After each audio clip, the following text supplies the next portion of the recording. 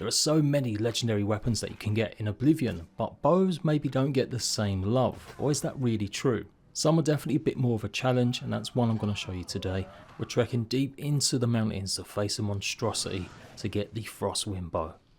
I'm going to show you lots of different landmarks along the way and explain a few things, because honestly it is still tough to find unless you've got any kind of reference. I don't want to just show you the picture with a waypoint. However, I will do that right now if you just want to go there without any more help. Pretty much just head to the area just under the S on mountains on the map, north of Chedenhall. And briefly, let's talk about the bow so you don't have to waste your time if it doesn't really fit your build or you just don't like it.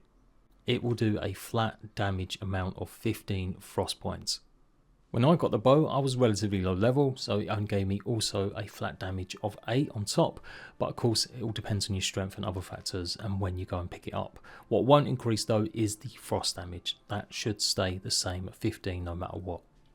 So I'm pretty interested though in the base damage of these types of items at different levels, so let me know what level you are and what level you got with the base damage from it.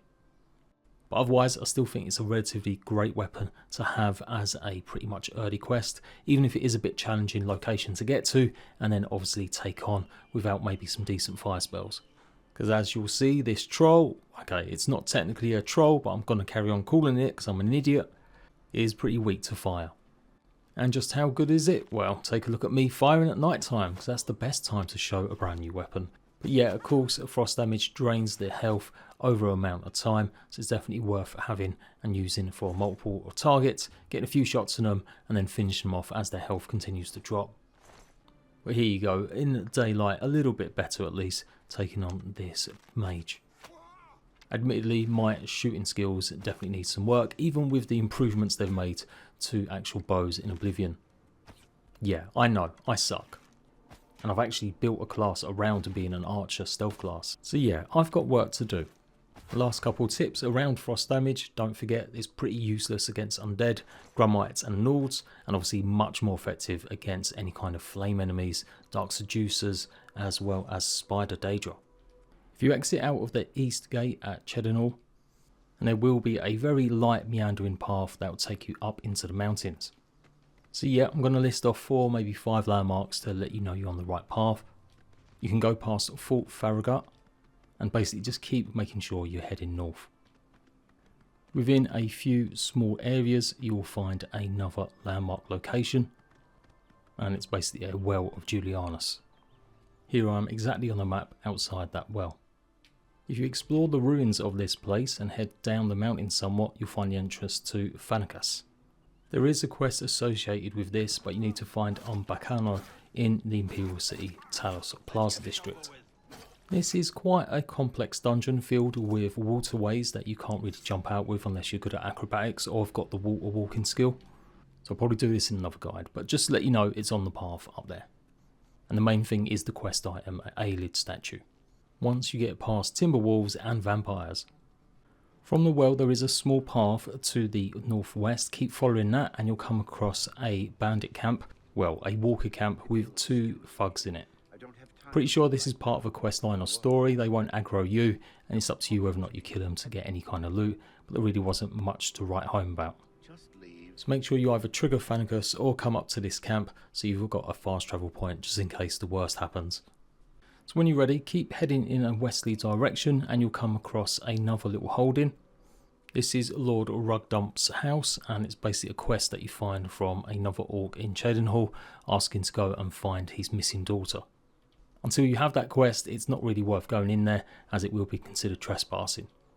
So instead, we're still trying to get up the mountain as much as possible and just make sure you're still more veering to the north. Another location to look out for to keep your bearing is Erin's camp. I'll basically be a lone sort of hunter guy here. And again, it's really tough with some of these pathways. They don't really look like pathways at all. It's more a case of just going northeast and we're going to be hiking up the mountain now pretty much.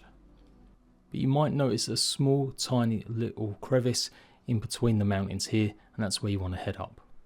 And here exactly is my location on the map. And you might have seen I went past somewhere called Kingcrest Cavern as well. From these 2 points you want to make sure you're going northwest rather than anywhere to the east. You see how far you've come already. This is why it's so hard to find and to get this one. But keep heading up. It's a bit of a jump as well. Can get definitely some acrobatic skill increases here by spamming that jump button.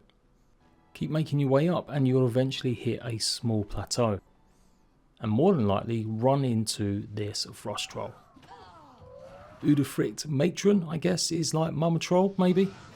Now, I am quite low level. I'm pretty much only level 4 or 5 here, so not necessarily recommended unless you really got the gear to equip and do this. Definitely though, I think fire could be the way to take it out. And if you've got the ability to summon any creature or have got any followers with you, then it's going to make the fight a lot easier. Or at the very least, run distraction while you get some more hits in. Try and stay above her if you're really having trouble, and obviously don't use any kind of frost damage. Now there is actually a location called Dive Rock, which effectively is a cliff overlooking pretty much the whole mountain, and that's where you find a journal talking about someone called Agnar, and he pretty much got killed by this troll. So I'll show that in a minute as well. By the time I realised that actually I had better fire weapons, including a stave, it was definitely a shorter fight.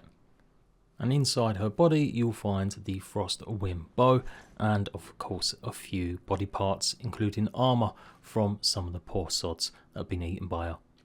Svenja is actually Agnar's wife and has some sort of lore to do with Morrowind and an expansion it had. But effectively Agnar was seeking revengeance against this troll. If you have a little look around you should find Agnar's body, which should have a silver axe underneath it, so check it. And once again, here's the location on the map, just underneath the S, to the very north, practically on the borders of Skyrim. Fun fact, you can see the throat of the world from pretty much at this location if you go right to the edge of the tallest point. And then for completionists who want to trigger the quest, or at least get the journal, because it actually doesn't appear as a full quest, you can actually go up a little bit further to the west and you should find on top of this peak the cliff that I was talking about where you can look down the mountain.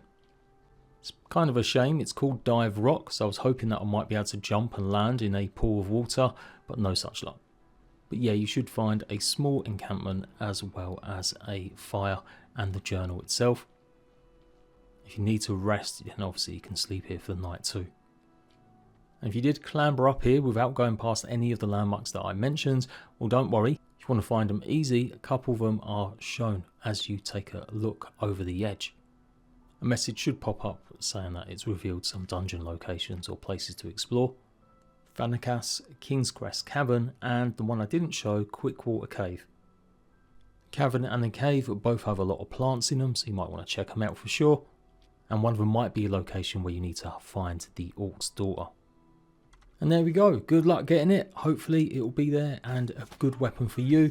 As I said, let me know the damage numbers or what level it was when you've picked it up. And I'll see you RATBAGGERS for more guides, taking a look at best legendary weapons, houses and more in Oblivion Remastered. Laters.